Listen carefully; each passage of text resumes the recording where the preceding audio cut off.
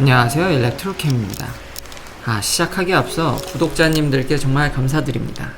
제가 요즘 이게 멘탈이 좀 나가서요, 이 재택근무를 하고 갇혀 지내다 보니까 정신이 조금 피폐해진 것 같습니다.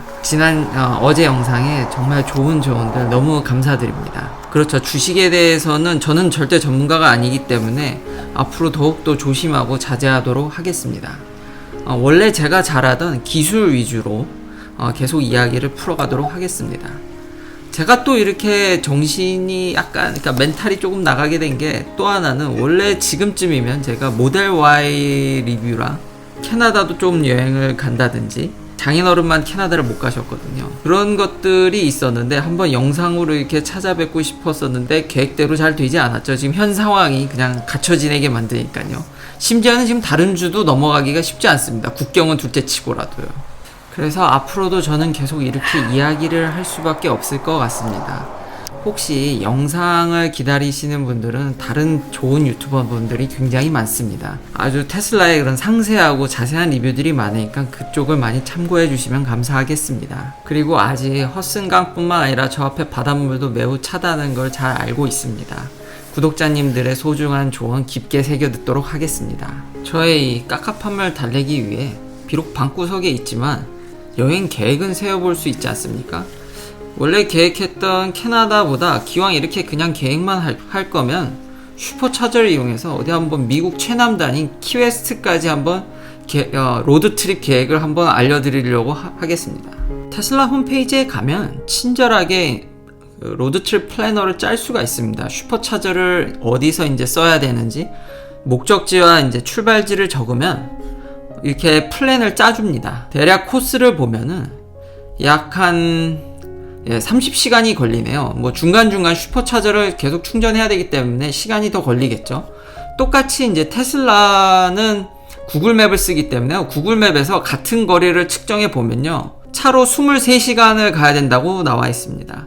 참고로 키웨스트는 미국 최남단에 이제 쿠바가 뭐 100km도 안 남았다는 지점일 텐데요. 관광지로 유명하고요. 미국의 최남단입니다. 여기를 한번 이제 구독자님이 주신 감사한 슈퍼차저를 이용해서 언젠간 제가 한번 가보려고 합니다.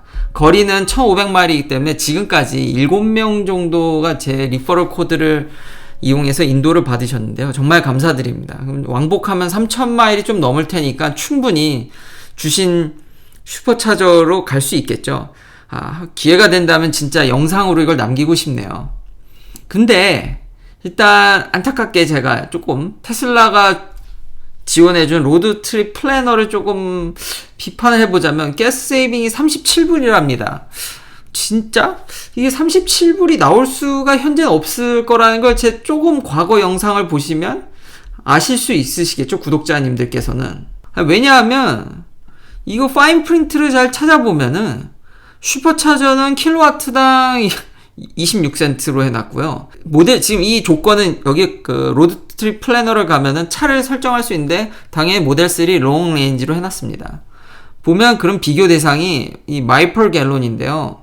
연비가 이제 28 정도, 그러니까 거의 30에 가까운 거죠. 좀 보수적으로 잡은 현대 엘란트라, 아반떼라고 생각하시면 될 것 같습니다. 그리고 제일 중요한 건, 이러시면 안 되죠. 이게 기름값을 갤론당 2.85불로 하면, 지금 저희 집 근처도 지금 1.6불로 떨어져서 지금 그때 보여드렸던 것보다 더 떨어져서 지금, 이게 과연 37불이 나올까요? 제가 볼 때 차이가 없거나 오히려 돈이 26센트면 더 들 수도 있습니다. 이건 즉각 바뀌었거든요. 제가 예전 몇 달 전에 체크했을 땐 이게 28센트였습니다. 28센트였는데 이걸 2센트로 나눠놨더라고요. 근데 이건 조정하지 않았더라고요. 그러니까 현재 경제적으로는 큰 이득은 없다고 보여집니다. 그래도 저는 구독자님들 덕분에 가게 된다면 공짜로 갈 수 있겠죠. 정말 감사드립니다. 또한 제가 과거에 한번 로드 트립을 어쩔 수 없이 길게 한 적이 있었습니다. 그리고 나서 다시는 제가 하지 않겠다고 마음을 먹었었는데, 예전에 이 거리를 가고 나서 와 진짜 미친 줄 알았습니다. 그때 닛산 알티마로 이 거리를 갔었는데요. 와 거의 1300마일이 육박하는군요. 이제 며칠 자면서 갔는데 처음에 아직도 기억납니다. 이 멤피스에서 잠을 잤는데 이게 하루 자고 이렇게 거리로 나왔는데 이게 차가 가는 건지 땅이 움직이는 건지 이게 차이가 안 나더라고요. 여기 풍경이 늘 똑같습니다. 여기서부터는 다 옥수수밭이거든요. 진짜 옥수수밭이 넘실댑니다. 그러니까 이걸 하다 보니까 그 뒤로는 정말 다시는 차를 만지고 싶지 않았습니다. 그러니까 장거리 여행을 그 뒤로는 뭔가 이게 약간의 트라우마라고 해야 될까요? 그런 게 생겨서 장거리 운전은 정말 완전 기피하게 됐었는데 오토파일럿 덕분이라면 정말 요즘 오토파일럿 노예가 되어가는 기분인데 테슬라의 이런 자율주행, 풀 셀프 드라이빙이나 오토파일럿의 이제 도움이라면 충분히 퀘스트까지 편하게 가지 않을까 저는 한번 예상을 해봅니다. 물론 좀 시간이 이 구글에서 나온 시간은 휴식 시간이나 이런 걸 고려하지 않은 겁니다. 그냥 무조건 드라이빙이니까요. 이게 당연히 시간이 더 걸리겠죠. 이 시간에는 절대 주파를 할 수 없습니다. 화장실도 가야 되고 밥도 먹어야 되지 않습니까? 그래도 충전을 이게 좀 더 빈번히 해야 돼서 시간이 예상보다 더 아까 한 23시간이었는데 7시간을 더 써야 된다는 게 조금 한번 이거 후기를 한번 저 직접 해보고 남겨보고 싶습니다. 그러다 보니까 테슬라 이제 홈페이지에 전기차가 이제 매우 경제적이라는 얘기를 이렇게 써놓고 있는데요. 이것도 좀 수정이 돼야겠죠? 3,000마일을 간다고 했을 때 가솔린이 300불이 안 될 것 같습니다. 왜냐면 지금 단순 계산으로만 해도 여기 보면 파인 프린트에 보면은 거의 28이니까요. 모델 X나 S를 했을 때는 21마일 per 갤런으로 비교를 해놨네요. 이게 단순 계산으로 1갤런당 30마일을 간다고 치면은 결국 100갤론을 쓰지 않습니까? 그럼 100갤론을 쓰게 되면은 저희 동네 기준으로 한다면은 160불? 170불? 이면 가겠네요. 충분히. 그러면 슈퍼차저 커스트보다 슈퍼차저가 심지어 더 비싸죠? 예, 아이고. 저유가가 만들어낸 천국이네요, 진짜. 이런 부분들이 이렇게 진짜 칼큘레이터를 쓰니까 팍팍 와닿네요. 그렇게 장거리 여행에 적합하지는 않겠네요. 현 상황에서. 이런 상황이 오래 가지는 않겠죠. 하지만 지금 슈퍼차저 가격은 경제적인 내연기관 차량 했을 때 돈이 더 든다라는 점. 그리고 이제 슈퍼차저에 대한 구독자님들께 좀 도움이 될 만한 정보들은 이건 다들 알고 계시겠죠. 지금 슈퍼차저의 스피드가 올라가고 있습니다. 특히 최근 나온 모델 3나 모델 Y는 지금 V3도 지원해서 250kW로 때려넣을 수가 있죠. 레이븐으로 업그레이드된 모델 S나 X는 200kW입니다. 스탠다드 플러스는 170kW고요. 한국은 아직 V3가 들어오지 않았기 때문에 한 120, 150으로 예상되고 있습니다. 미국에서는 지금 V2를 150까지 이제 밀어넣으려고 하고 있고, 제가 다음 영상에 좀 더 업데이트를 해드리려고 하는데, 지금 테슬라는 유럽에서 더 공격적으로 지금 V3를 업데이트하고 있는 중입니다. 저렇게 이제 슈퍼차저가 많이 깔리게 되면은, 이게 지금 다른 지금 해외에 유튜버님들의 이제 자료나 포럼 글을 좀 참조했는데요. 한국에서도 이게 좀 문제가 되고 있는데, 슈퍼차저를 저렇게 지금 남용이라고 해야 될까요? 좀 쓰게 되면은 배터리에 무리가 가지 않을까? 특히 바닥부터 꽉 채우게 되면 어떻게 될까에 대해서 지금 논의가 많이 되고 있더라고요.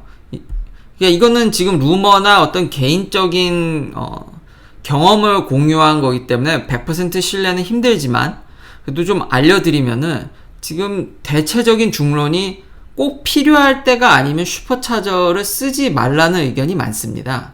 그러니까 과거 모델 S에 탑재된 90D라든지 혹은 초기 100D 혹은 85D부터요. 75D, 85D들은 지금 그러니까 이게 중요합니다. 그러니까 차 상태랑 이런 거 관련 없습니다. 그러니까 그건 다 루머고요. 오로지 배터리에 의존되어 있습니다.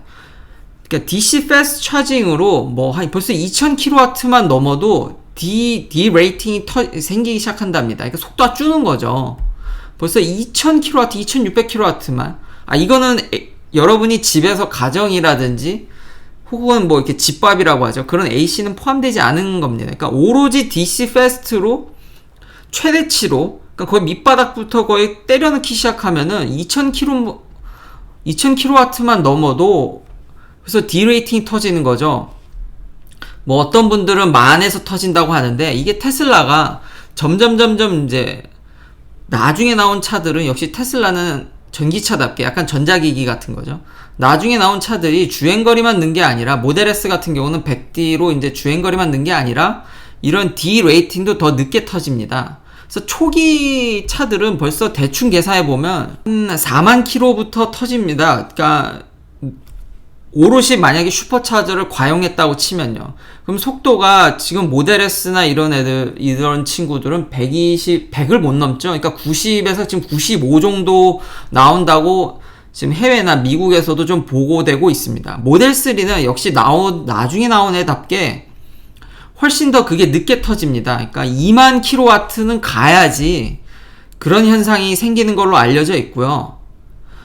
대략적으로 이제 전비를 이렇게, 이게 노르웨이 분이신데, 이렇게 계산을 한다고 치면, 그러니까 1kW당 222W 정도를 쓴다고 치면은, 오롯이 슈퍼차저만 무리해서 썼을 때 9만 킬로 정도면은 이제, 그러니까 V3를 쓸 수 없는 거죠. 그러니까 100kW 미만으로 이제 제한된답니다.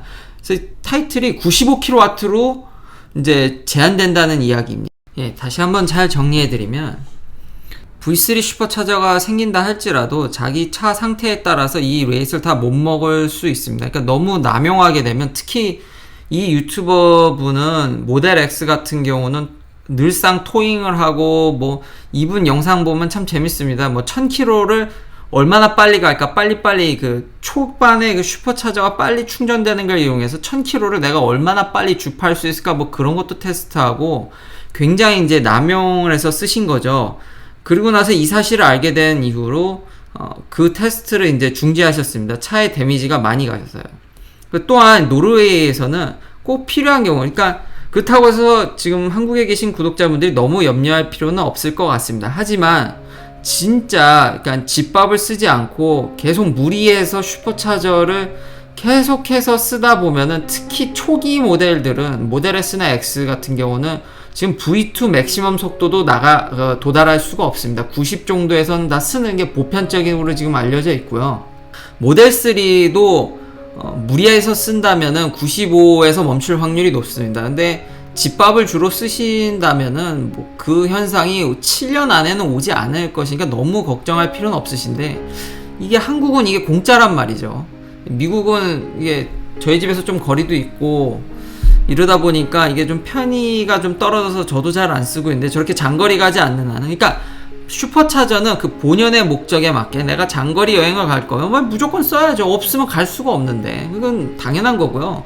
그 정도를 생각했을 때 뭐 데미지 얻는 거는 그게 뭐 무시할 정도가 되지만, 정말 늘상 슈퍼차저를 쓰게 되면 확실히 배터리에 영향이 가는 것 같습니다. 또한 이분 의견뿐만 아니라 저도 그동안 배터리를 좀 이렇게 찾아보지 않았습니까?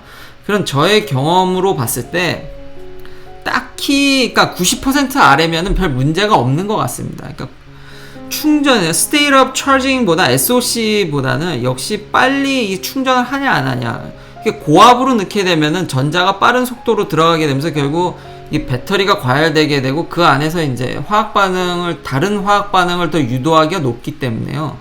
속도가 좀 중요한 것 같습니다. 너무 무리해서 슈퍼차저를 쓰게 되면, 그렇다고 해서 차가 망가지거나 그러니까 그렇다는 건 아닙니다. 그러니까 충전이 됩니다. 95도 여전히 빠릅니다.